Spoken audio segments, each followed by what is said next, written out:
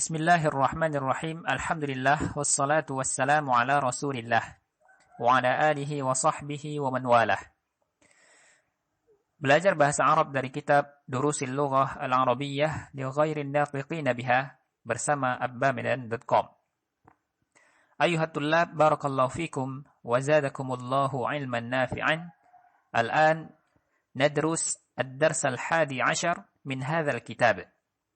Yani fi safhatil wahidah was-sittin. Sekarang kita akan mempelajari pelajaran yang ke-11 dari kitab ini, yakni pada halaman ke-61. Baiti, rumah saya. Hadza baiti. Ini adalah rumah saya. Baiti amamal masjidi. Rumah saya di depan masjid. Nah, perhatikan amama dalam bahasa Arab ini disebut dengan zarful makan, yaitu keterangan tempat. Kaidahnya, isim setelah zarful makan, isim tersebut dalam kalimat menjadi mudhafun ilaih, dan hukum mudhafun ilaih dalam i'rab adalah majrur dengan tanda kasrah. Ya, secara sederhana kita katakan isim setelah zarful makan ia berharokat kasrah. Contohnya amamal masjidi. Ya, jadi bukan amamal masjidah, bukan amamal masjidu. Contoh lain, amamal madrasati, di depan sekolah. Jadi bukan amamal madrasatu, atau bukan juga amamal madrasata. Ya, ini salah. Yang benar amamal madrasati. Ya, thayyib, baiti jamilun. Rumah saya cantik. Fihi hadiqatun saghiratun. Di dalamnya ada kebun yang kecil. Ada kebun yang kecil. Nah, hi ini sama artinya dengan hu. Ya, sebenarnya dia adalah hu asalnya. Namun karena sebelumnya berharokat kasrah, maka bunyinya jadi hi. Fihi ini artinya nya, kembali ke rumah saya tadi. Di dalamnya, dalam rumah saya, ada kebun yang kecil. Nah, saghiratun itu adalah na'at, yaitu kata sifat. Hadiqatun itu adalah man'udnya. Nah, tentang na'at dan man'ud ini sudah kita pelajari pada dars tasi'. Ya, pelajaran yang ke-9. Silahkan didengar kembali. Hadhihi ghurfati.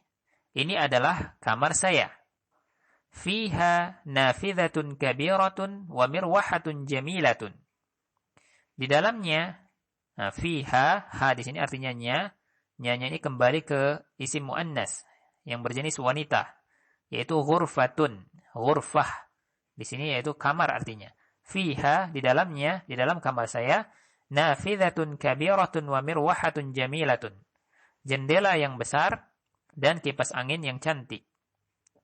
Hadza sariri wa hadza kursiyyi wa hadza maktabi. Ini adalah tempat tidur saya, dan ini adalah kursi saya, dan ini adalah meja saya. Sa'ati wa qalami wa kitabi 'alal maktabi. Jam saya dan pena saya dan buku saya di atas meja. Wa haqibati tahtal maktabi. Dan tas saya di bawah meja. Nah, perhatikan kata tahta.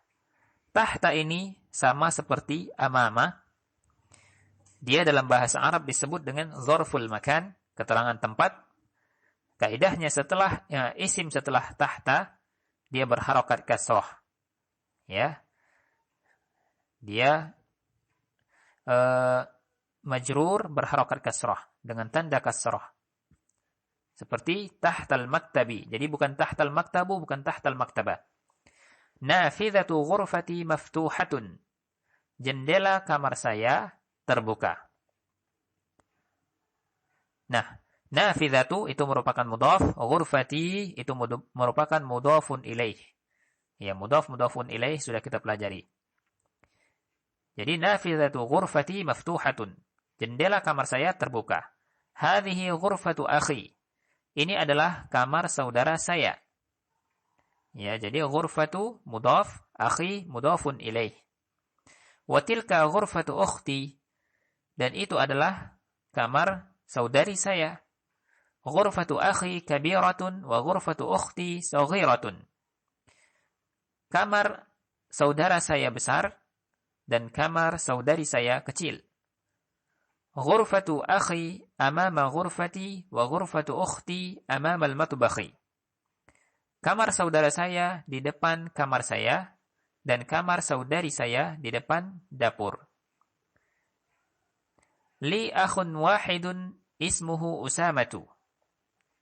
Saya memiliki seorang saudara laki-laki, namanya adalah Usamah. Wali ukhtun wahidatun ismuha Su'adu. Dan saya memiliki seorang saudari, namanya Su'ad. Abi wa ummi fi tilkal ghurfatil kabirati. Ayah saya dan ibu saya di kamar yang besar itu. Nah, al-kabirati itu merupakan na'at, al-ghurfati itu merupakan man'ud. Ya, kaidahnya tentang na'at dan man'ud, yaitu kedua isim tersebut harus sama baris akhirnya. Ya, di antara kaidahnya sama baris akhirnya. Yaitu di sini sama-sama kasrah.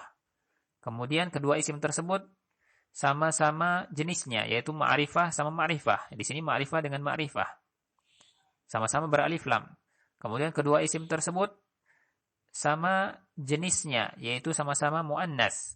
Ya. Nah, demikianlah kaidah na'at dan man'ud.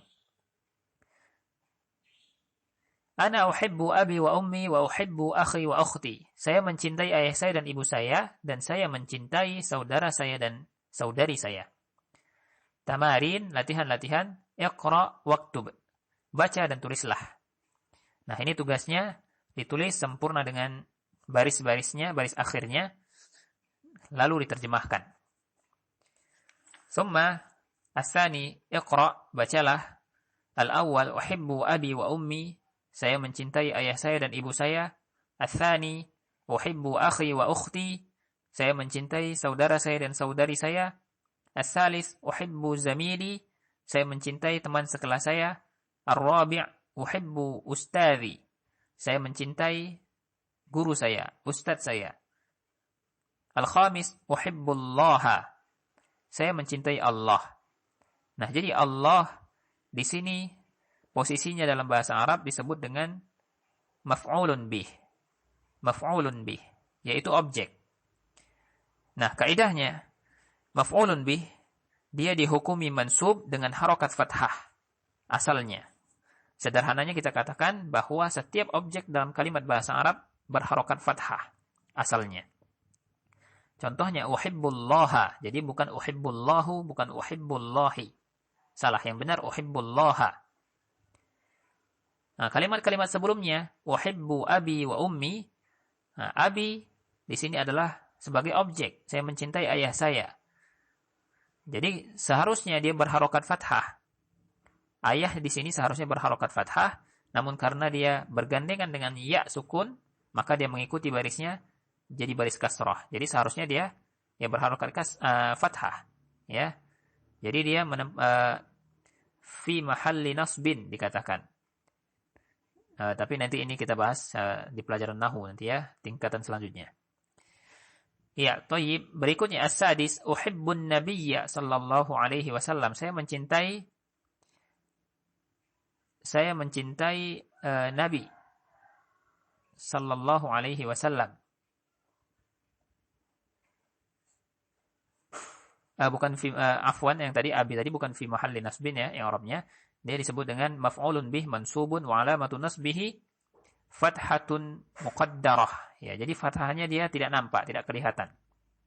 Ya, kita lanjut, itu nanti saja kita bahas, belum saatnya.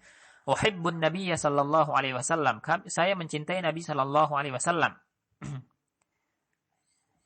Nah, Nabi di sini adalah objek maf'ulun bih, makanya dia berharokat fathah. Uhibbul lughatal arabiyyata. Saya mencintai bahasa Arab.